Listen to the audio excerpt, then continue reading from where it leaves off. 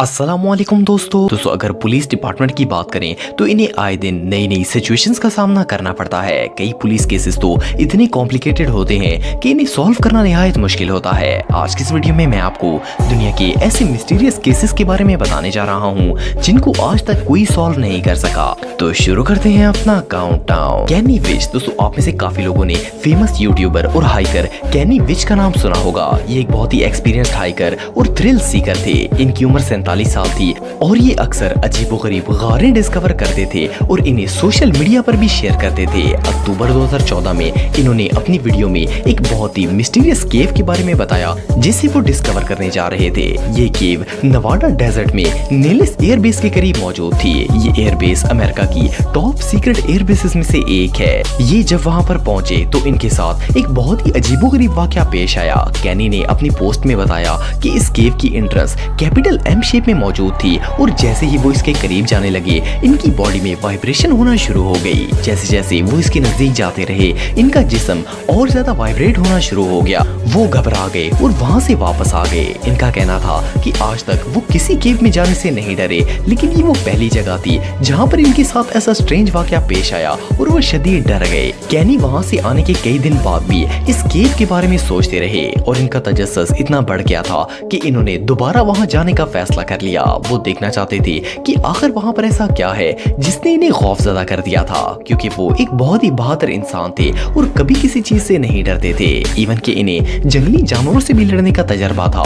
इन्होंने जब दोबारा इस केव में जाने की खबर सोशल मीडिया पर शेयर की तो इन्हें एक कमेंट आया जिसमें लिखा था कि वहाँ पर मत जाना, अगर तुम वहाँ पर गए तो कभी वापस नहीं आ पाओगे। लेकिन कैनी ने इसे नजरअंदाज कर दिया। 10 नवंबर 2014 को वो दोबारा इस केव में चले गए। इस बार इन्होंने अपने साथ एक गन भी रख ली थी, लेकिन वो वहाँ से आज तक वापस नहीं आ सके। इनके फ्रेंड्स और फैमिली ने इन्हें ढूंढने की बहुत कोशिश की, लेकिन इनका कोई पता नहीं चल सका। सर्च टीम को कैनी का सेल फोन मिला जो कि इस केव से थोड़ी ही दूर मौजूद था। कई लोगों का कहना है कि इस केव में कोई जंगली जानवर मौजूद होगा जिसने इन्हें खा लिया होगा। बहुत से लोग ये भी कहते हैं कि इस जगह पर जिन्नात और आसेब वगैरह मौजूद हैं। शायद इन्होंने कैनी को गायब कर दिया हो या फिर इन्हें किसी ने किडनैप कर लिया होगा। बहरहाल जो भी हो, ये सब सिर्फ अंदाजे हैं। इनके साथ हकीकत में क्या हुआ था ये बात आज तक कोई नहीं जानता। पुलिस ने इन्हें ढूंढने की बहुत कोशिश की, लेकिन वो नाकाम रहे। इवन इस केव में इनकी बॉडी तक नहीं मिली और ना ही कोई ऐसा सुराग मिला जिससे पता चल पाता कि इनके साथ क्या हुआ था। ये अभी भी एक ओपन केस है जिसे कोई भी पुलिस वाला आज तक सॉल्व नहीं कर पाया। Peter Burgman. दोस्तों आमतौर पर जब कोई इंसान मरता है तो इसके पीछे मेन रीजन बीमारी, मर्डर या कोई एक्सीडेंट वगैरह होता है जिसकी वजह से इसकी जान चली जाती है। लेकिन अब जिस शख्स की डेथ के बारे में मैं आपको बताने जा रहा हूँ इसके साथ इनमें से कोई ट्रेजेडी पेश नहीं आई थी। ये शख्स कौन था, कहां से आया था और इसके साथ क्या हुआ, ये बात आज तक एक मिस्ट्री है जिसे कोई सॉल्व नहीं कर पाया। 12 जून 2009 को आयरलैंड के सलीगो सिटी होटल में एक ओल्ड मैन ने चेक इन किया और इसने रिसेप्शन पर अपना नाम पीटर बर्गमैन बताया। इसने वहां पर 4 दिन गुजारने के लिए कैश पेमेंट की थी और होटल स्टाफ के मुताबिक इस शख्स का लहजा जर्मन की तरह था। ये बूढ़ा आदमी रोजाना जब अपने कमरे से निकलता था तो इसके हाथ में एक पर्पल कलर का बैग होता था, लेकिन जब वो वापस आता था तो इसका हाथ खाली होता था। इन बैग्स में वो क्या रखता था और कहाँ जाता था ये बात किसी को नहीं पता। 16 जून को जब ये होटल से निकला तो इसके हाथ में पर्पल बैग के अलावा भी 2 काले बैग्स मौजूद थे। जिस दिन ये तीनों बैग लेके निकला उसी दिन शहर के बीच पर आए हुए लोगों ने देखा कि वहाँ पर एक बूढ़े आदमी की डेड बॉडी पड़ी है। जब पुलिस ने इन्वेस्टिगेशन की तो पता चला कि ये वही शख्स है जो सलीगो सिटी होटल में रहने के लिए आया था। लेकिन हैरत की बात ये थी कि पुलिस को इस शख्स के पास से कोई ऐसी चीज नहीं मिली जिससे वो इसे पहचान सके। इसके पास ना तो मोबाइल था, ना आईडी कार्ड और ना ही पासपोर्ट। सिर्फ इतना ही पता चल सका कि इसने 13 जून को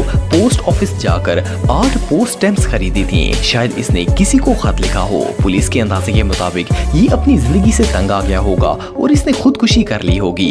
इनका कहना था कि हो सकता है कि ये इन पर्पल बैग्स में अपने तमाम सबूत रखकर मिटाने के लिए लाया हो ताकि मरने के बाद इसे कोई ढूंढ ना सके। लेकिन जब इसकी बॉडी का पोस्टमार्टम किया गया तो एक बहुत ही शॉकिंग न्यूज सामने आई। वो ये थी कि ना तो किसी ने इसका मर्डर किया था और ना ही इसने खुदकुशी की थी और ना ही इसकी मौत पानी में डूबने से हुई थी। इवन कि इसकी बॉडी में कुछ भी ऐसा नहीं पाया गया जिससे पता चल सके कि इसकी मौत आखिर हुई कैसे थी। और ये मिस्ट्री उस वक्त और भी ज्यादा स्ट्रेंज हो गई जब पुलिस को पता चला कि इस शख्स ने होटल में अपनी एंट्री भी फेक नाम से करवाई थी। इसे आखिरी दफा अपनी डेथ प्लेस पर किसी का लेटर पढ़कर फाड़ते हुए देखा गया था और कुछ ही घंटों बाद वो मर गया था।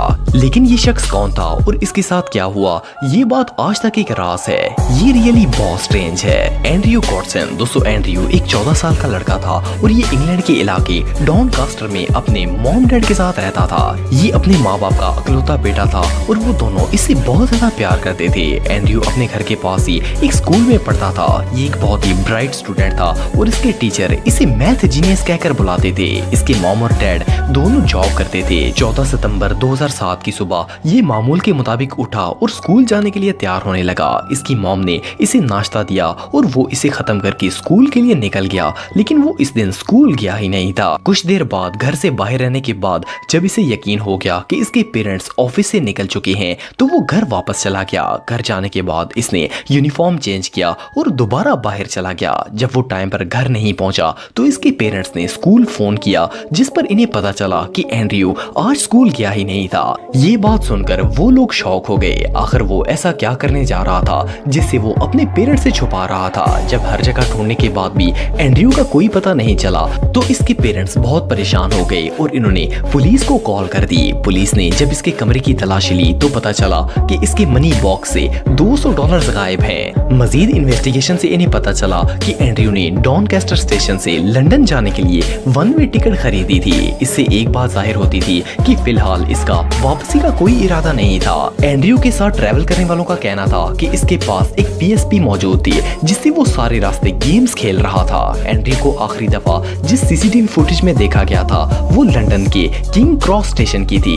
ये इसके घर से 80 किलोमीटर के फासले पर वाक़या है। ये यहाँ पर क्या करने आया था ये बात कोई नहीं जानता, लेकिन 14 सितंबर के बाद ये कभी वापस नहीं आया और ना ही आज तक इसे दोबारा किसी ने देखा है। इसके पेरेंट्स और पुलिस ने मिलकर इसे ढूंढने की बहुत कोशिश की। इवन कि एंड्रयू के डैड ने इसके अकाउंट में काफी सारे पैसे भी जमा करवाए कि शायद वो इन्हें विड्रॉ करवाए और इन्हें इसका कोई सुराग मिल जाए, लेकिन कोई फायदा नहीं हुआ और इस रकम को किसी ने नहीं निकलवाया। इसके पेरेंट्स 14 साल गुजरने के बाद भी आज तक इस आस में बैठे हैं कि शायद इनका बेटा वापस आ जाए। सबसे हैरानगी की बात यह है कि इसका किसी के साथ झगड़ा नहीं हुआ और न ही इसके पेरेंट्स ने इस पर सख्ती की थी कि वो घर छोड़कर जाता। आखिर एंड्रयू ने ऐसा क्यों किया ये बात अभी भी एक मिस्ट्री है और इस केस को ना तो कोई सॉल्व कर सका और न ही एंड्रयू का कोई सुराग मिल सका।